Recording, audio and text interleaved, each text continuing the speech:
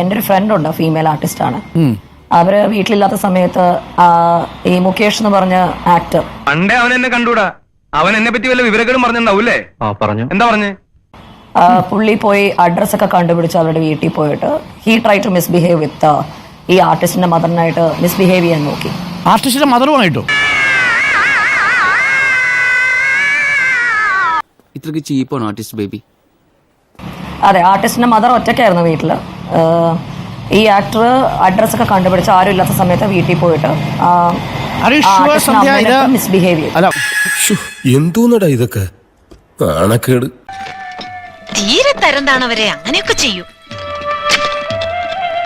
പുറത്തു മോനെ പുള്ളി തനി ആഭാസൻ. ആരാണ് സഖാവ് എം മുകേഷ് എന്ന് അറിയില്ലെന്ന് തോന്നുന്നു.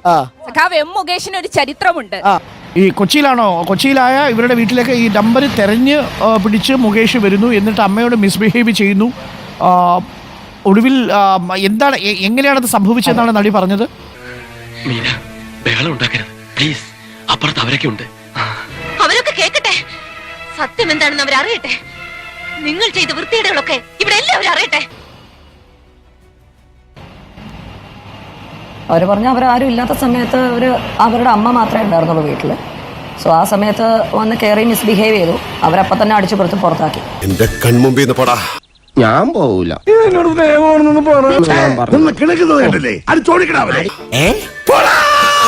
എനിക്ക് സന്തോഷം എന്ന് പറയുന്നത്, ഇപ്പൊ ഭൂമിയിലുള്ള നമ്മുടെ അമ്മയുടെ മെമ്പേഴ്സിന് മാത്രമേ ഞാൻ കണ്ടിട്ടുള്ളൂ. ഇപ്പൊ എയറില് അമ്മയുടെ മെമ്പേഴ്സ് എല്ലാവരും എയറിൽ നിൽക്കുകയാണ്.